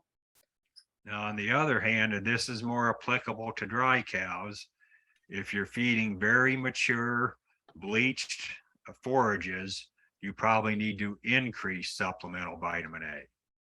І той самий підхід, він і підходить нам і для сухостійних корів, тому що у випадку сухостою, якщо ми згодовуємо низькоякісну об'ємистий корм, низький за якістю, то в такому випадку рівень вітаміну А нам треба збільшити в раціоні. So in the US, if for dry cows, a common practice is to feed straw. Normal inclusion rates around 4 kilograms a day of the straw for dry cows. Щодо США, то в них дуже поширена практика використання саме раціонів для сухостою, які базуються на соломі. І рівень споживання цієї соломи сягає там близько 4 кг навіть для сухостою. And because straw has almost no beta carotene, you have to replace that. And you should probably increase supplemental vitamin A about 20,000 units if you're feeding around 4 kilos of straw. І за причини того, що солома дуже бідна, або рівень бета-каротину там взагалі нульовий, то в такому випадку, якщо ми згодовуємо при близько 4 кг соломи на голову на добу, нам треба забезпечувати більше 20 тисяч міжнародних одиниць вітаміну А. And again, that's not in the software. That's my recommendation. І знову ж таки, це насправді не встановлено в програмі, не відмічено в програмі, не рахується як норма. Це моя особиста рекомендація. And this recommendation ways you put in the book, yes, like a recommendation for. There'll be some discussion. This number is not in the book. This is my own calculation. But there's discussion that says if you're feeding straw, you probably need to feed more. Окей. Окей, thank you. Отже, так, згідно тих рекомендацій, які зазначені в книжці, то там є визначення про те, що якщо ви згодовуєте велику кількість соломи, то ви повинні згодовувати більше вітаміну А. Але рівень цього вітаміну А там в цій книжці не встановлено. Щодо рівня 20 тисяч міжнародних одиниць, це вже моя особиста рекомендація. Next slide, please. Vitamin A is the one vitamin that can be substantially destroyed in the rumen. Вітамін А – це один із вітамінів, який може бути, може руйнуватися в рубці. And the more starch you feed, which is causing lower rumen pH, the greater the vitamin A destruction increases. У випадку, якщо ми згодовуємо велику кількість крохмалю, або крохмалю, і в такому випадку у нас рівень pH рубця знижений, тобто ми на нижніх рівнях pH, то при такому випадку рівень руйнування вітаміну А, він збільшується. And so we assumed when we developed these adequate intakes for vitamin A, we assumed a diet with about 50% forage, 50% concentrate, which is about a 25% starch diet. І щодо норм, то вони базуються на таких умовах, що в раціоні знаходиться 50% фуражу, 50% концентратів, і рівень крохмалю знаходиться на рівні 25%. So if your diet has substantially less than 25% starch, NRC is probably overestimating the requirement or the recommendation. І в такому випадку, якщо в нас рівень крохмалю в раціоні нижче, ніж 25%, то ми можемо сказати наступним чином, що якщо ми дотримуємося норм, які зазначені в НРС, то ми навіть згодовуємо чуть більше, тобто ми знаходимося на рівні, над рівнем норми вітаміну А. And then, which means if you're feeding more than 25% starch, it might be underestimating or you may need to feed more than the recommended amount. І в випадку, коли в нас рівень крохмалю вищий, аніж 25% в раціоні, то ми знаходимося нижче, ніж норми пропонуються за нормою. And I see I forgot an important part on my slide. The point where it says 2,000 IUs for every 1 unit starch, it should say 2,000 IUs for every 1% above 25. І найважливіша частина цього меседжу є те, що на кожний відсоток одиниці згодованого крохмалю нам потрібно 2000 міжнародних одиниць вітаміну А. Це основна кореляція, про яку я чуть не забув. So if I had a diet with 30% starch, I would probably feed around 10,000 units more than what the model would estimate. І, по прикладу, якщо в нас від 30% крохмалю в раціоні, то я повинна згодувати на 10 тисяч міжнародних одиниць більше вітаміну А, ніж це встановлено за нормою. Okay, next slide. Yeah. Okay, on vitamin D. One thing I don't know if feeding vitamin D is very common in Ukraine, but or if vitamin D2 is common. If you are supplementing D2, the numbers in the book are probably 50% too low. Я не знаю точно, чи в Україні наскільки поширено згодовування вітаміну D2. В більшості випадків все-таки згодовують форму D3, то в випадку, якщо ми рівень вітаміну D хочемо забезпечити D2 формою, то вона тільки дорівнює 50% від норми, яку можна забезпечити вітаміну D3. Okay, so the numbers in the book assume D3, not D2, which D3 is by far the most common type of vitamin D. В більшості випадків стараються все-таки використовувати форму D3. Вона більш поширена, ніж D2. Okay. Cows, like people, can make vitamin D if they're exposed to the sun. Для людей зазвичай вітамін Д забезпечується шляхом сонячного опромінення. But the exposure must be direct and it must be intense. Але ось це опромінення, воно повинно бути пряме і повинно бути інтенсивне, тобто інтенсивний загар повинен бути для того, щоб забезпечити. So if a cow is in a barn and sunshine is coming in through the side, that's not direct and it won't be intense enough. So that doesn't count. Іншого прикладу, якщо у нас корова знаходиться поза межами приміщення, тобто вона на вигулі, але вона має накриття, і сонце, в принципі, є, але вона знаходиться за межами її тіла, то це не рахується. And where you're at relative to the equator, about the only time the sunshine will be intense enough is during your summer, not fall, not winter, and not spring, only the summer. І враховується, що ось це пряме опромінення, воно повинно бути, інтенсивність виражена згідно тієї інтенсивності, яка в нас є у літній період, тобто не зимою, осінню або іншої, а саме в літній період. So if your cows are outside year round, you probably can reduce supplemental vitamin E during the summer, but not during the other seasons. І, в принципі, якщо все-таки ваші корови знаходяться на вигулі і є інтенсивний вплив цього сонячного опромінення, то, в принципі, ми можемо собі дозволити зменшити рівень забезпечення вітаміну Д, але тільки під час літнього періоду, не в інший сезон. Next slide, please. Okay. This is a study done in Denmark during the summer, so intense sunshine. Отже, це дослідження було проведено в Данії протягом літа, і були визначено період сонячного опромінення. Okay. And they put these cows out for various lengths of time and measured the change in plasma 25-hydroxyvitamin D. Дослідження базувалося на тому, що на певний період часу вони утримували корів під сонцем, і потім визначали рівень 25 вітаміну Д саме в сироватці крові. And it's important to remember this is the minutes here are the minutes with sun.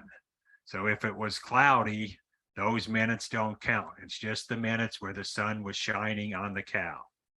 І пам'ятайте, що тут зазначені хвилини, але це мається на увазі хвилини прямого опромінення від сонця повністю на тіло корови. Тобто у випадку тому, якщо корова знаходилася на свіжому повітрі, але в цей час було хмарно, що, в принципі, дуже розповсюджено в Данії, то це не рахується.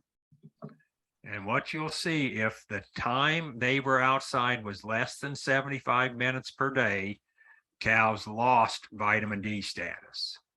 І що вони визначили, що якщо корова знаходиться під сонячним опроміненням менше, ніж 75 хвилин на добу, то корова втрачає рівень 25-гідроксивітаміну Д саме в сироватці крові. So based on this data, if cows during the summer are getting exposed to the sun for at least about 2 hours, you probably do not need supplemental vitamin D, but about 2 hours. Але іншим чином, що говориться в цьому дослідженні, що якщо корова знаходиться під сонцем, відповідно, коли яскраве сонячне опромінення, вона знаходиться під сонцем протягом більше, аніж 2 години, то, в принципі, додаткового забезпечення в раціоні вітаміну Д вона не потребує. Okay, next slide, please. Okay, so the vitamin D requirement for most cows did not change from 2001, for most cows. Для більшості корів норми по забезпеченню вітаміну Д порівняно з 2001 роком і з новими нормами, в принципі, не змінилися. The criteria we used to establish the recommendation for vitamin D was the concentration of 25-hydroxy-D in plasma. Дані, на які ми спиралися, або які ми використовували при встановленні норм, це рівень 25 гідроксивітаміну Д в плазмі крові. And based on very limited data, the threshold we set was 30 nanograms per milliliter. І базуючись на дослідження, то норма, яка повинна бути у плазмі крові корови, це більше ніж 30 нанограм на мілілітр. And for dry cows and heifers, if you fed 30 IUs of vitamin D per kilogram body weight, most animals would be above that threshold. І для нетелей і для сухостійних корів, якщо ми будемо підтримувати вітамін на рівні 30 міжнародних одиниць на кілограм маси тіла, тобто рівень засвоєння буде вітаміну Д в цьому рівні, то, в принципі, вони будуть досягати цього показника в сироватці крові. But for lactating cows, you would need to feed 40 IUs per kilogram body weight to get above that, have most cows above that threshold. Але для дійних корів нам потрібно згодовувати близько 40 міжнародних одиниць на кілограм маси тіла для того, щоб забезпечити цей рівень, належний рівень. So for lactating cows, the recommendation is higher in 2021 than it was in 2001. Тобто у підсумку норми по вітаміну Д для дійних корів, вони збільшені і набагато більші, аніж були зазначені в 2001 році. Okay, next slide, please. Okay, for vitamin E, almost no changes. Для рівня вітаміну Е або для забезпечення вітаміну Е теж можна загально сказати, що змін суттєвих не відбулось. The recommendation for pre-fresh cows, and this is the last 2 or 3 weeks before calving, was doubled compared to 2001. Проте, якщо говорити про корів у пізній період сухостою, а саме транзитний період, 2-3 тижні перед отеленням, то рівень забезпечення вітаміну Е для них збільшилося втричі. So for a pre-fresh Holstein cow, the new recommendation would be about 2,000 units per day compared to 1,000 in the 2001 NRC. Грубо кажучи, для голштинських корів саме передотельний період нам потрібно на 2,000 міжнародних одиниць більше вітаміну Е, аніж було зазначено в нормах 2001 року. And this change was based on health data, experiments looking at health in reduced mastitis, reduced metritis, and reduced retained placenta. І ці норми, вони вже базуються на тих дослідженнях, які були отримані протягом останніх років. І дослідження базувалися на вплив вітаміну Е, на рівень впливу вітаміну Е, на метрити, мастити, затримки плаценти, тобто всі проблеми, які виникали вже в новотільний період. Next slide.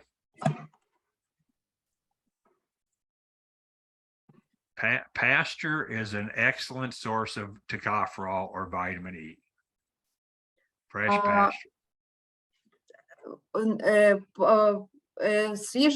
Свіжа маса, тобто свіжозелена маса – найкраще джерело вітаміну Е. And you'll see the graph on the left is plasma concentrations around calving for cows grazing, consuming a lot of fresh pasture. І ось тут графік зліва, те, що ви бачите, позначує рівень токоферолу у крові в корів, які були повністю на пастбищі. Тобто вони використовували для свого раціону, було використана пасовищна трава. And then the graph on the right is with cows fed confinement, but very high levels of supplemental vitamin E, 2,500 units per day of supplemental vitamin E. А зправа в нас графік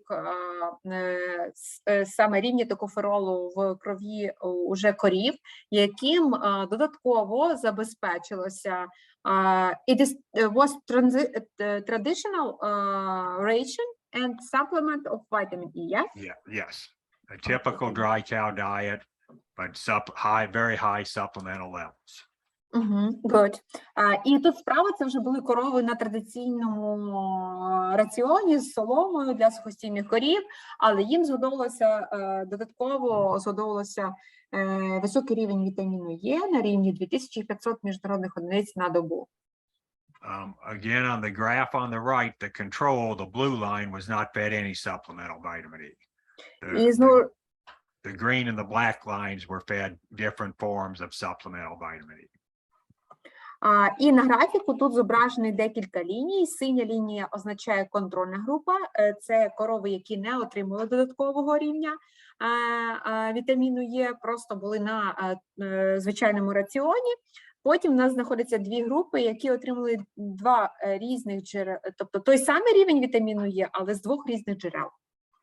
If you compare grazing to the confinement cows, even these very high levels of supplemental vitamin E did not raise plasma levels as high as the grazing cows.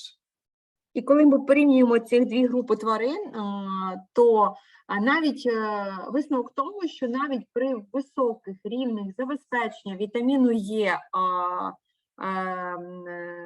порівняно із тією групою тварин, яка була на пасовищній траві, ми ніяк не досягли того рівня токоферолу в сироватці крові, який був у корів, які були на пасовищі.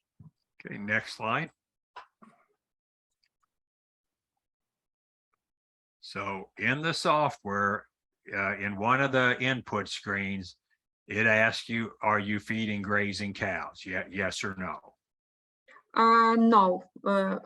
Давайте я задам вам питання, чи у нас сухості знаходяться на пасовищі, чи ні, в більшості випадків. Думаю, що ні, у нас просто мікрофони відключені. Думаю, ні. No, the most cases transition cow and dry cows in the transition federation. So with straw, hay, not in the... But this would be for lactating cows, if you're grazing for lactating cows. The same for lactation cows. Then, most cases in the housing system. Okay, but if you do, the model does adjust for the vitamin E requirement for grazing cows. That's what this is showing. Окей. Отже, чому запитав? Тому що для корів, дійних корів, які знаходяться на пасовищі, то вітамін Е не нормується у раціоні. Okay, next slide. Okay, we'll just summarize all the minerals and vitamins briefly. Давайте підведемо підсумки дуже швидко щодо змін, які відбулися по мінералах і вітамінах. For calcium, the equations and the absorption coefficients changed a lot, but the dietary requirements will change very little for an average cow. Щодо норм абсорбції, рівня абсорбції і рівня забезпечення норм прорахунку, норм по кальцію, то там відбулися серйозні зміни. Але дивлячись на, а якщо порівнювати лише рівень забезпечення, тобто те, що ми бачимо фізично в раціоні, то там відбулись незначні зміни. Phosphorus, the equations and the absorption coefficients hardly change, so essentially no change in phosphorus. Для фосфору щодо рівняння і абсорбції, можна так сказати, теж там відбулися зміни, проте щодо споживання або рівня забезпечення фосфору взагалі немає змін. We talked about all the changes in magnesium, but essentially it will double the dietary requirements compared to 2001. Ми дуже багато говорили про магній і всі фактори обговорили щодо магнію, але в підсумку можна просто сміло сказати, що рівень магнію, який потрібно забезпечити корові, вона збільшилася вдвічі. For the electrolytes, sodium, potassium, and chloride, the equations changed a lot. But again, by the time you finish up, dietary requirements changed very little. Щодо електролітів, якщо дивитися виключно на рівняння нормування цих речовин в раціоні або для корови, то в принципі там теж відбулися значні зміни, тому що повністю рівняння змінилося, рівняння нормування змінилося. Але якщо говорити про той рівень мінералів, цих 3 мінералів, які ми маємо забезпечити в раціоні, то там зміни відбулися невеликі. Sulfur, no change. It's still 0.2% of the diet dry matter. Щодо сірки, то змін немає. Ми залишаємося на тому ж самому рівні, 0,2% на кілограм спожитої сухої речовини. And small question from my side about sulfur. We should add to the norms or to the whole ration that cows assumed from the ration sulfur. It's also we add from basal feed and from premises, for example. Yeah, Always. the 0.2% is for the total diet, not just supplemental, total diet. I should just mention, you rarely would need to actually supplement sulfur, rarely. Okay, thank you. Щодо сірки, взагалі, дуже цікавий випадок, тому що це один з мінералів, які дуже рідко вони нормують у преміксах. Дуже рідкі випадки, коли реально сірка нам необхідна в раціоні додатково. And I will just mention, at least in US and many places I've been to, water can contain a lot of sulfur. I don't know if this is an issue in Ukraine. That's not included in the model, but if I'm formulating a diet, I'm going to think about water sulfur. Щодо Америки, щодо Сполучених Штатів, то я можу впевненістю сказати вам, що вода велику кількість сірки має, тобто великий вміст сірки в воді. Не знаю про Україну, але у Америці.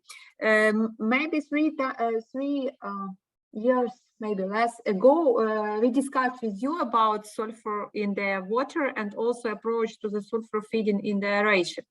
And according your suggestion, I analyzed a lot of sample in the Ukraine, and we discovered that yes, in the some region of Ukraine, we have a lot of concentration of iron, sulfur, and also copper. Okay. So it depends on the areas, but the most cases it was very high level of sulfur in the water. So it's the same situation. Yeah, and so if that's the case, don't supplement sulfur in those areas, and you probably have to make adjustments in copper, selenium, and some other issues. We do this for tailor-made products in some big farms because, yes, we add extra number. Я згадала доктору Вейсу, що десь приблизно більше, можливо, 3 років, близько 2-3 роки тому ми з ним говорили на цю тему щодо підходів особливо макро елементів в раціонах, і ми з командою AVA зробили велику кількість досліджень води в Україні, і ми теж побачили, що рівень, який декларується в міністерстві, про те, що рівень там в регіоні такий-то, такий-то, він відрізняється, особливо, якщо є власна скважина на фермі.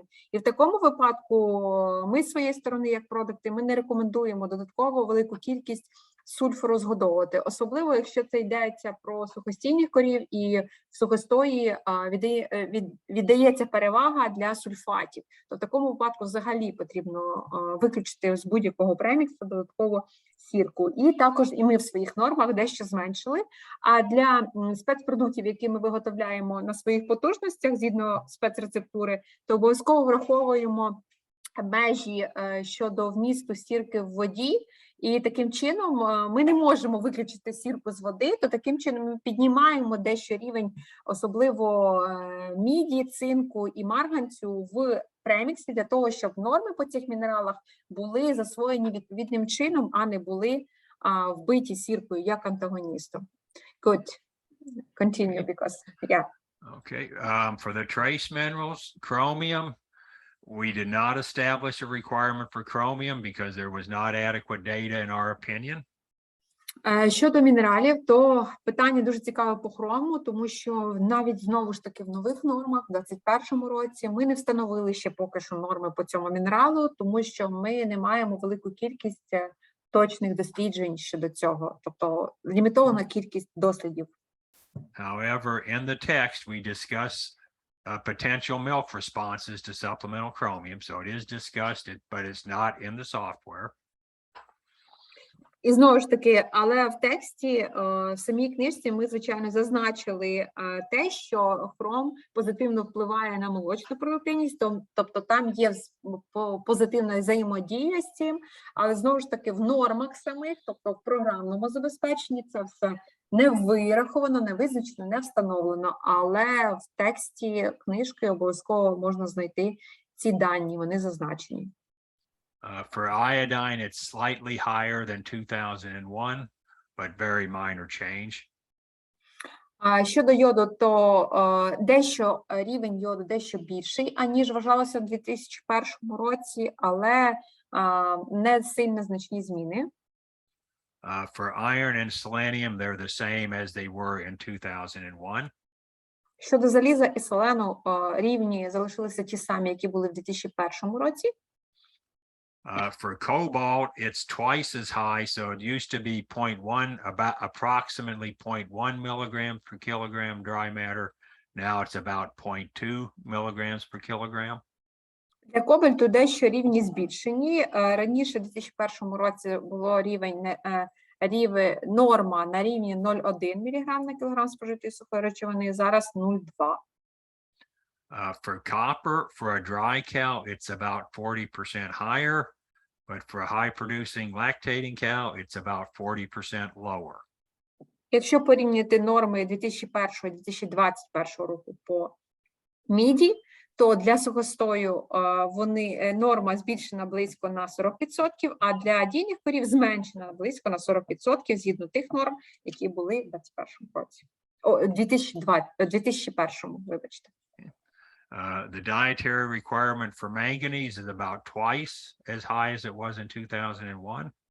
Рівень забезпечення спожитого марганцю теж зріс вдвічі. And for zinc, it's increased 15 to 20% for dry and lactating cows. Щодо цинку, то рівень збільшено від 15 до 20% для високопродуктивних корів особливо. Okay, next slide. Okay, for the B vitamins, there are no requirements established, but the text has a lot of good discussion on all the B vitamins. Знову ж таки, ще в 2021 році все-таки норми по вітамінах групи Б, вони не встановлені, але у тексті книги можна знайти дуже багато корисних програм, досліджень і рекомендацій щодо рівня згодовування цих вітамінів. And the text does include potential responses, for example, more milk with supplemental biotin. Тобто там міститься інформація про потенційну реакцію тварин, да? Тобто потенційно, що може дати той чи інший рівень згодовування. Наприклад, там зазначено, скільки молока ми можемо більше отримати при забезпеченні додаткового рівня біотину. The same for choline, no requirement was established, but milk responses and health responses are discussed in the text. Знову ж таки, для холіну та ж сама ситуація, тобто норми поки що не встановлені, але в тексті зазначено велику кількість досліджень, про які говориться про додатковий позитивний вплив холіну на продуктивність та здоров'я корів. Vitamin A is the same except for a small increase for high producing lactating cows. Рівень норми по вітаміну А, можна сказати, залишилися ті самі, проте виключенням є високопродуктивні корови, тому що там зміни все-таки відбулися. For vitamin D, it didn't change for dry cows and heifers, but it increased 25% for lactating cows. Щодо вітаміну Д, не змінилися норми для нетелів та сухостою, але для дійних корів на 25% рівень вітаміну Д все-таки збільшено. And then vitamin E didn't change except it doubled for pre-fresh cows. І вітамін Е теж, але виключенням все-таки є збільшення корів в передотельний період, там, де рівень по вітаміну Е повинен збільшився порівняно з нормами 2001 року вдвічі. Okay, next slide. Yeah. And with that, I thank you for your attention. І дякую вам за вашу увагу. Thank you. And this is my house is right next to this river, so this is what I Yes, see. really?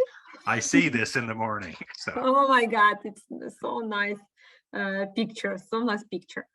Отже, це вид з вікна будинку доктора Білла Вайса, і він насолоджується цим щоранку, тому що це вид, скажімо так, на схід сонця над річкою Огайо. So nice. We go to maybe pool. Yeah, and we will check what is the number of question and maybe. Отже, я, зважаючи на те, що в нас вже дуже великий переліміт по часу, вже більше ніж 2 години, а питань дійсно дуже багато. Я вважаю, що доцільніше буде, якщо ми всі питання зберемо. Я вже зберіг наш чат. Надішлемо Білу, і Білл вже дасть відповіді на ці питання і обере те питання, яке було на його погляд найцікавіше. І ми потім вже через Facebook поділимося з усіма цим файлом, з відповідями і оголосимо переможця. Okay, Bill, we haven't enough time for question. We decide to do next way. We collect all of question and send you, and maybe you will choose 5 question and give an answer for this question. And also, please choose the most interesting question that from your site, and this will be winner for our book with your autograph. okay, maybe I'll choose the easiest question. Okay. Thank you so much, Bill. Thank you very much for inviting nice me. to have you for a webinar. It was so interesting, and also was extension in this topic. And it's very great to have one of person who developed new norms. For us, it's really history moment. Like I said, I appreciate the invitation. Thank you. And send the questions and I'll answer most of them. I'll try and answer most of them and get them back to you. Okay. Thank you. Отже, доктор Білл Вайс дасть нам відповіді на питання і вибере питання. Таким чином, у нас буде переможець. Він пообіцяв постаратися відповісти дійсно на всі питання. Okay. Thank you so much.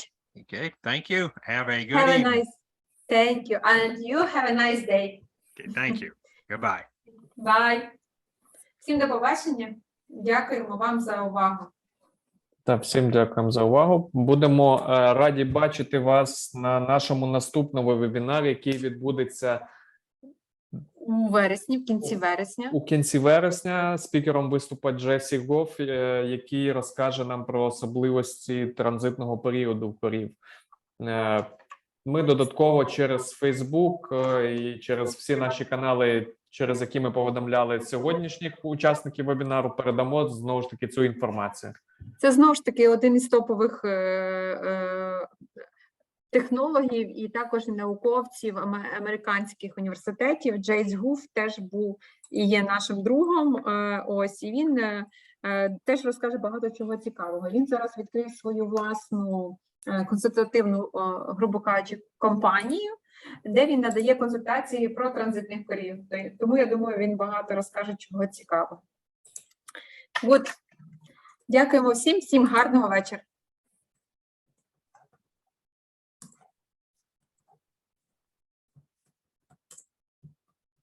Так, поки я писав, так, запис вебінару буде. Ми постараємося його найближчим часом також десь на якийсь файлообмінник залити і зробити на нього посилання, щоб всі бажаючі могли його подивитися. І також презентацію скажи, що якщо в нас є дані, є електронна пошта або номер телефону, то ми можемо відправити повністю презентацію оригінально англійською від доктора Білла Вайса або перекладено українською, як кому зручно. Також, я думаю, ви чули, що Ольга сказала, бо ми з нею в одному приміщенні знаходимося, але ми так само можемо надіслати презентацію як українську, так і англійську версію. Але я думаю, ми зробимо це таким чином, що ми, наприклад, на WeTransfer зальємо і відео, і презентацію українською та англійською версією, і посилання на це залишимо в пості на Facebook. І ви зможете просто за цим посиланням всю інформацію, яка вас цікавить, скачати. Отже, я дякую всім за увагу. Дуже радий був всіх бачити. Приєднуйтесь до наших наступних заходів.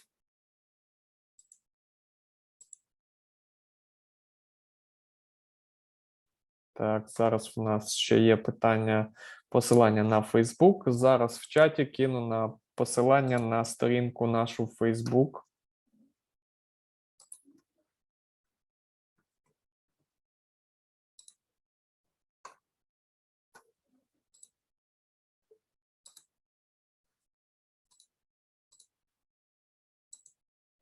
Так, посилання на Facebook в чаті.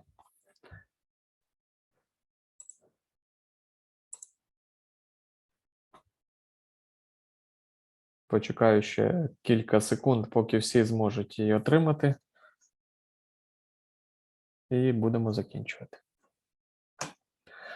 Отже, ще раз всім дякую за увагу. Гарного вечора. До побачення.